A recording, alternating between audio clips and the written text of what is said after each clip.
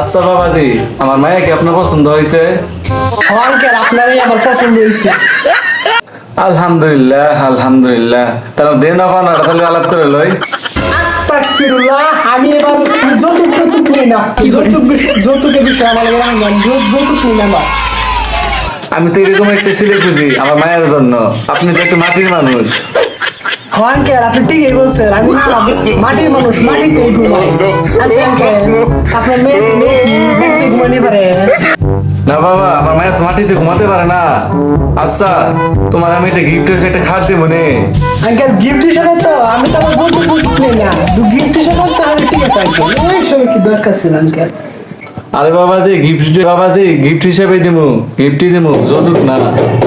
আচ্ছা আঙ্কেল, আপনার মায়ে কি কাছে তারা টাকা হারে? না বাবাজি, আমার মায়ের তো ছোট কাল থেকে শীতে থাকে, আমার মায়ের থাকতে পারে না।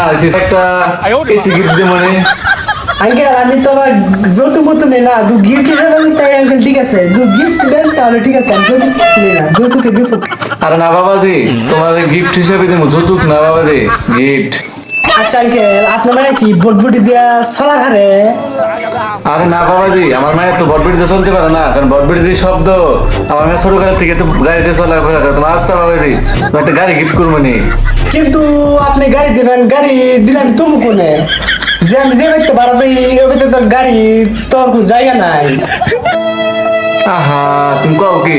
আচ্ছা, তোমার একটা বড় থেকে বাড়ি গিফট করবো। আহারে আঙ্কেল একটা লেট্রিন লাগছিল।